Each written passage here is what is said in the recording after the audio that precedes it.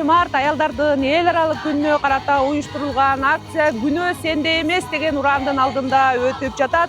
Бул дагы жөн жеринен эмес. Кыргыз коомунда зордук, зомбулукка кабылган кыз келиндердин өзүн күнөөлөгөндөр жана кылмышкерди актагандар аз эмес. Ошондуктан аялдардын тилектештик акциясы victim blaming маданиятын токтотуу талабы менен өттү. Кемсиздиккен учурлар аябай көп болуп атат. Victim blaming биздин коомдо аябай өнүккөн.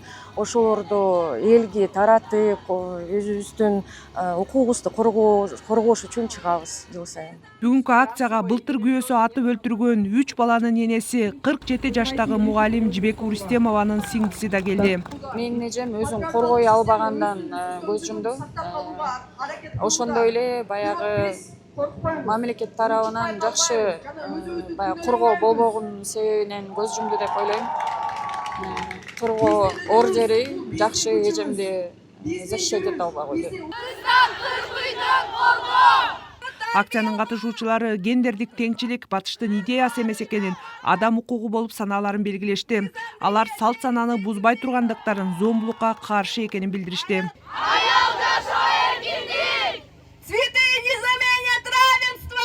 Акцияга жогорку кеңештин депутаты Эльвира Сурабалдиева да катышты. Ал 90 депутаттын 30-у аялдар болгону кыргыз айымдарынын жалпы жетишкендик экенин белгиледи.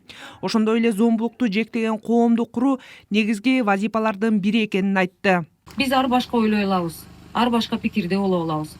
Бирок баарыбыздын максатыбыз бир: тынч, бакубат, бирибизди сыйлаган, урматтаган коомдо жашагыбыз келет. Кыргыз бийлиги аялдарга урматсы чоң экенин айтып келет. Ага карабай былтыр үй бүлөдөгү зомбулук учурлары мурдагы жылга салыштырмалуу 28%га көбөйгөн. Акциянын катышуучусу Азиз айымдарга карата теңсиздик жоюлбай жатканын моюнга алат. Мне кажется, что в Кыргызстане на сегодняшний день половина населения — это женщины, наши девочки, но при этом процент фемицида, смертей, которые происходят от гендерного насилия, не уменьшается. Мы видим разницу в зарплатах, мы видим разницу в количестве рабочих мест. Бул жолу акция Горький паркында өттү. Кыргыз бийлиги мурдагыдай тынч тилектештик жүрүш жасоого уруксат берген жок.